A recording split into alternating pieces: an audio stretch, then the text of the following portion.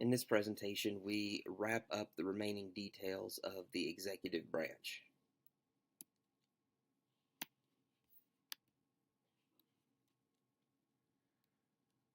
To begin, we need to focus on how the chief executive, the President of the United States, and Vice President of the United States as well are selected.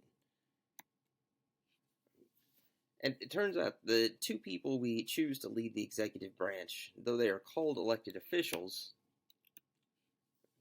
they are not actually elected by the people of the United States, not in a explicitly direct sense. Which leaves us with this important question: who does elect them?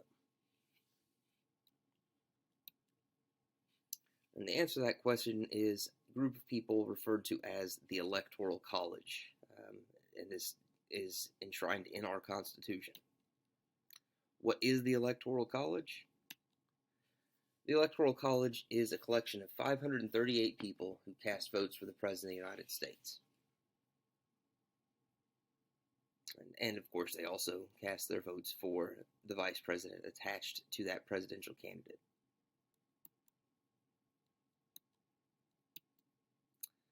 All right, why 538? At first blush, that seems like an arbitrary number pulled out of thin air with no basis in anything.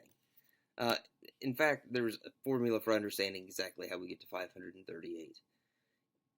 Each state gets a single elector for each representative they have in Congress. Now, when we say representative in Congress, we don't mean a member of the House of Representatives. We mean representatives in the House and the Senate.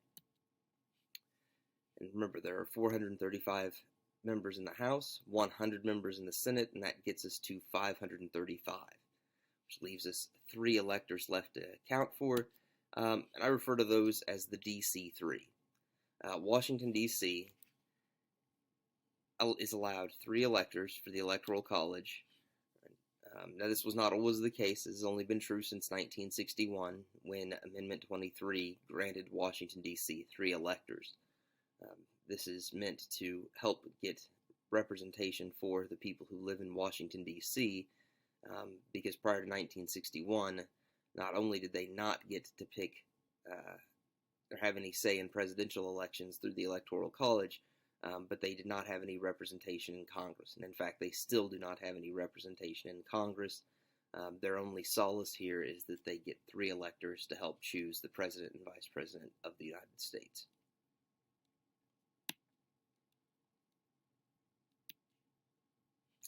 And at this point, you may be asking, does my vote actually count? And the good news is, yes, for the most part, your vote does count. And the reason for this is the electors that are selected to cast their votes for the President and Vice President are determined by the popular vote of each state. Now, there are some states that divide this up by congressional districts. Really, that's just Maine and Nebraska. So, in the most part, we can just talk about this at the state level. But there can be a bit of a snag, and it's this: electors do not always vote with the popular vote. Some of them, let's say that 2016, because Missouri, as you can see on this map, was a red state, the majority of whose citizens voted for Donald Trump, all of our electors were supposed to be there to support Donald Trump. And in some cases, electors don't go along with the popular vote. Perhaps one Missouri elector decided to vote for Hillary Clinton instead because they weren't comfortable with Donald Trump or just didn't like him. Those are called faithless electors. And these faithless electors who do not go with the popular vote, we might not like what they do. They might be going against democratic principles, but they don't decide elections. Never has a faithless elector changed the outcome of a presidential campaign. What tends to be more concerning, and more legitimately so, is that the winners in the Electoral College are not necessarily the winners of the popular vote. And by popular vote, we mean the vote of the majority of the people. This is the bigger concern, and this happens. We can see in this map right here. The print here is pretty small, but Donald Trump loses by over 2 million votes, maybe 2.5 million votes in the popular vote, and yet wins the Electoral College easily. Right? You only need 270 votes in the Electoral College to win. Donald Trump had 306 to Hillary Clinton's 232. And it's not just Donald Trump. George W. Bush and Donald Trump lost the popular vote. George W. Bush did so in 2000, Donald Trump in 2016, but won in the Electoral College and became presidents of the United States. And it's easy to think at this point that you might want to get rid of the Electoral College. There are lots of people who routinely call for getting rid of the Electoral College as an undemocratic institution that does not reflect the will of the people. And that is clearly a real concern. For students sitting in the Midwestern United States, I would offer you some word of caution in that regard. Most of the Electoral College votes are found on the West Coast, along the East Coast of the United States, particularly in the Northeast, Florida, Texas, and then you've got some important states around the Great Lakes with a decent chunk of electoral votes. But again, for the most part, the big wins are California, Texas, Florida, New York State, and just some of the other larger areas in the East Coast.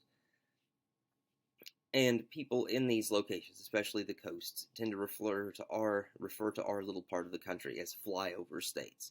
Right? We're the states that aren't worth stopping in, not worth visiting, don't have much to contribute to the life, cultural or otherwise, of this country, and they have little regard for us. And if we got rid of the Electoral College, presidential candidates could focus only on these areas I've previously mentioned and ignore the good people of our state.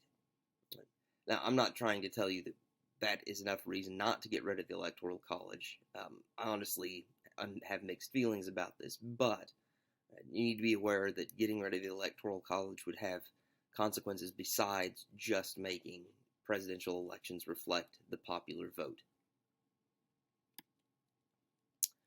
Alright, so let's take a little bit of a break from this heavier topic with some presidential trivia. That while it is called trivia, it is important to know. First, and the trivia here is not that George Washington was the first president of the United States. Right? I'm hoping at this point we all know that. What is interesting is that he is the only president to ever be elected with unanimous support of the Electoral College. That just does not happen, has not happened since, and certainly does not happen today. Also, U.S. Presidents Abraham Lincoln in 1865, James A. Garfield in 1881, William McKinley in 1901, and John F. Kennedy in 1963 were all assassinated while in office. Abraham Lincoln by John Wilkes Booth in the Ford Theater. Booth was a disgruntled Confederate. I know it seems like it's redundant to say disgruntled and Confederate in 1865. He killed Lincoln. Garfield was killed by a man who thought that Garfield should have appointed him to a government job. Garfield didn't. He was angry, and so he shot him. And then, apparently 20 years later, we hadn't figured out that we needed to protect our presidents more closely, and so William McKinley was killed by an anarchist, honest-to-goodness anarchist, in 1901. And, of course, John F. Kennedy was the last to be assassinated in 1963. It's the reason presidents no longer travel in convertibles, but instead in heavily armored limousines. Ronald Reagan gets what you might want to call here an honorable mention. He was wounded in a 1981 assassination attempt, but did survive. That assassination attempt is shown here in that upper image.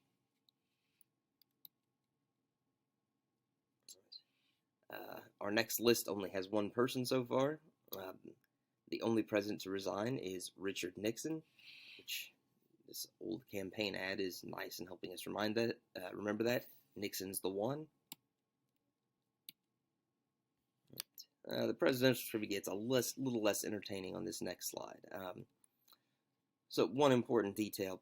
In order to appoint someone to a cabinet position, remember those secretaries we've learned about, Secretary of Defense, Secretary of State, Secretary of Health and Human Services, and of course the one person who heads a cabinet but is not called Secretary, the Attorney General. For the president to appoint all of these jobs, they must get the Senate's approval of those individuals. However, and this took quite a bit of a fight earlier in our country's history, we have now concluded that presidents can fire cabinet members at will. You've got to get approval to hire them, do not need approval to fire them. This was very visible in the Trump administration when there was a lot of firing in cabinet level positions. All right, another detail. If the office of the vice presidency becomes vacant, the president gets to appoint someone to fill that position. However, that person appointed to be the new vice president must be approved by majorities in both the House and the Senate. And all of this policy comes to us from the 25th Amendment, which also comes out of the Nixon administration. Nixon's vice president, Spiro Agnew, was very unpopular. When he left the vice presidency, Nixon needed to find a replacement, right? Because if something should happen to the president, we need a vice president to be able to take charge. So it's very important to have that position filled. So Nixon appoints Gerald Ford as a result of this process in the 25th Amendment. Gerald Ford becomes vice president when Nixon later resigns, facing impeachment and the Watergate scandal that you learned about in U.S. history. Nixon resigned, of course, and Gerald Ford became president of the United States. And when he ran for office against Jimmy Carter, he lost. And so Gerald Ford, because of the 25th Amendment, this process, and the unusual circumstances of the Nixon administration, Gerald Ford is the only president of the United States never to have been elected to that position in any sense at all. And it's only approved by majorities of the House and the Senate. All right. Now, this should be a bit of a review, but it is worth reviewing because it can be a little tricky. The president has the odd ability to reject a bill by what is called a pocket veto. Pocket veto occurs when the president simply does not sign a bill that Congress has sent within 10 days of Congress adjourning. And adjourning just means taking an official break. So, if Congress sends the president a bill and then 3 days later adjourns for members to return to their states and districts, and the president just doesn't sign the bill, then on day 10 or after day 10, that bill is dead, right? Vetoed, even though the president didn't officially or actively veto it. Right? Otherwise, say if Congress sends that same bill, but instead of taking a break, they remain in session for the next 2 weeks. After the 10-day period, that bill automatically becomes law, even if the president didn't sign it. All right, we're switching gears here. Of course, we're still looking at the executive branch, but what we're going to do here is compare democracies.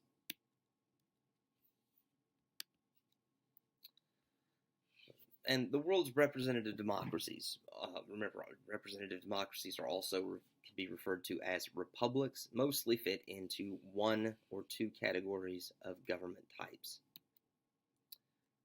First is presidential, the second is parliamentary, as shown in these images.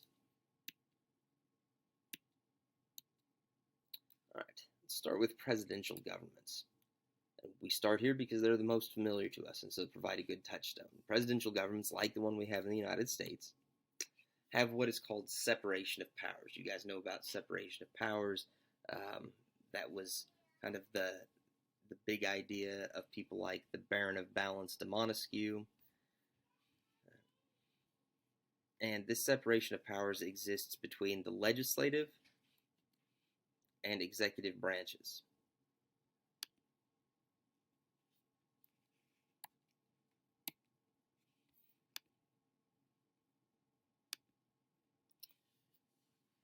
And the basis of the separation of powers is reinforced by the fact that legislators, members of that legislative branch, and the president, the leader of the executive branch, or chief executive, are elected separately by the voters. Right? So that both legislators and the president have their own independent support among the citizens of the country.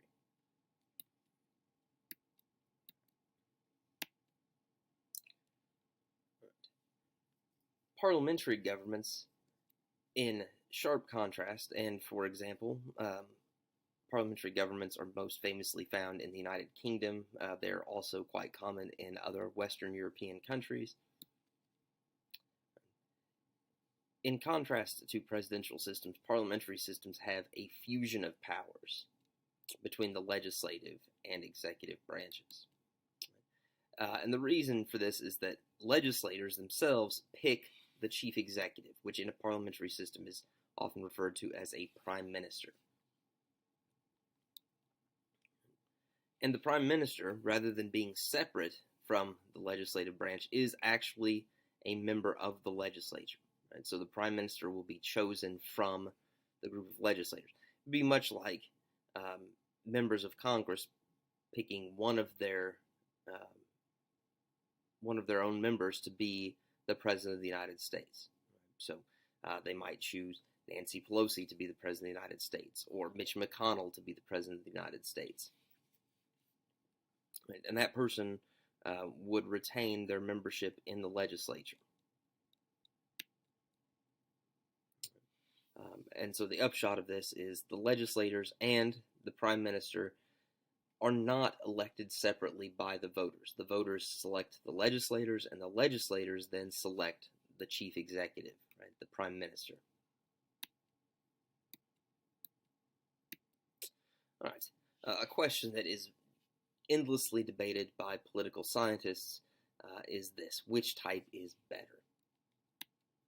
Well, turns out after all of this debate, there is no solid answer, and it really depends on what a person wants from their system of government.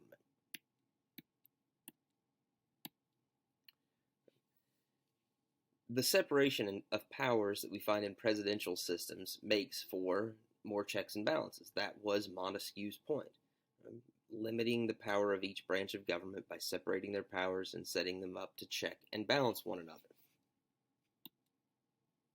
Some people like those checks and balances. And they like it for the way those checks and balances slow down, or in some cases even stop government actions.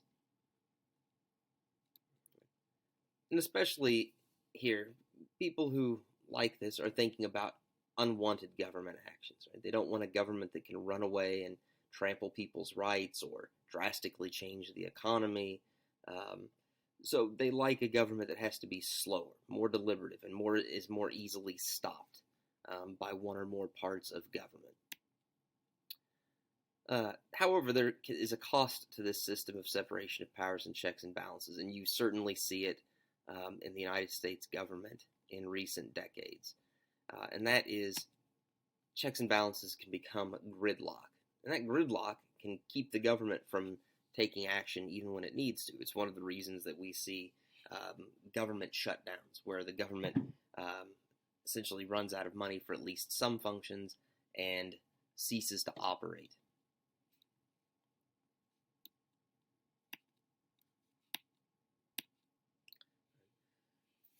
So the alternative to this being the parliamentary system, people who like speedy government action and really hate the gridlock that is so possible in our own presidential system really prefer parliamentary government's fusion of powers. However, just as separation of powers comes with a cost, so too does fusion of powers. There are no checks and balances in a lot of parliamentary systems, especially in the British system, which has been referred to as an elective dictatorship. Now, don't take that too far. Britain is still a democracy, but the party that controls the majority in the legislature, right, and gets to pick the prime minister has tremendous power to make sweeping policy changes in the United Kingdom. Hence the term elective dictatorship, right? But of course, being elective, if they're not doing a good job, the people of the United Kingdom can get rid of them at elections. Right? They're not dictators in that permanent sense.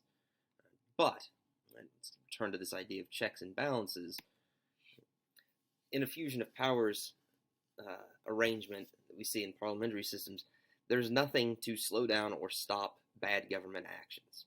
And the people of Britain can certainly tell you that, depending on where they are politically, their system has allowed huge government actions that were often unpopular or even in some cases had pretty negative consequences. And so that is the trade-off.